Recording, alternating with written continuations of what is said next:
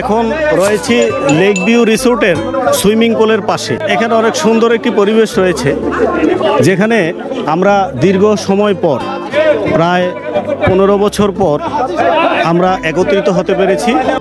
সবাই এতগুলো ছাত্রনেতা একত্রিত হওয়া আমাদের জন্য খুব দুষ্কর বিষয় ছিল, যেটি দীর্ঘ সময় ধরে কখনোই আমরা একত্রিত হতে পারি নাই।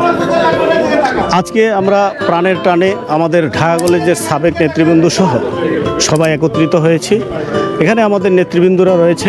একত্রিত হওয়া আমাদের জন্য একটি দুষ্কর ব্যাপার ছিল, কিন্তু আজকে আমরা দীর্ঘ 15 বছর পর আমাদের ঢাকা কলেজের এই বন্ধুরা সবাই একত্রিত হতে পেরেছি। এটি আমাদের কাছে অনেক আনন্দ।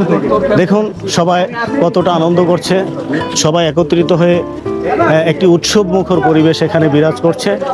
এখানে কেউ ছবি তুলছে, কেউ সেলফি তুলছে। এখানে আমাদের এই যে বন্ধু মহল রয়েছে, দীর্ঘ 15 বছর পর আমরা একত্রিত হয়েছি।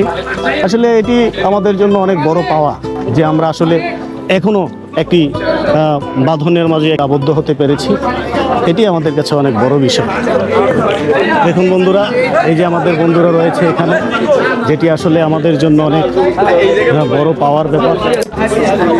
আজকে সুখ দুঃখ, অনেকেই হয়তো আমরা একসময় ছাত্রদল করতাম, আমরা এখন কেউ যুবদল, কেউ কৃষক দল, কেউ স্বেচ্ছাসেবক দল, বিভিন্ন সংগঠনের মধ্যে চলে গিয়েছে। বাট আমাদের ঢাকা কলেজের যে বন্ধন, যে মেরুবন্ধন, আমরা সেই বন্ধুরা সবাই এখনও একত্রিত রয়েছি। এটি হচ্ছে আমাদের কাছে সবচেয়ে বড় বিষয়। আজকে আমরা দীর্ঘ সময় পরে এই বন্ধুদেরকে নিয়ে একত্রিত হতে পেরেছি, এটি আমাদের কাছে অনেক আনন্দের।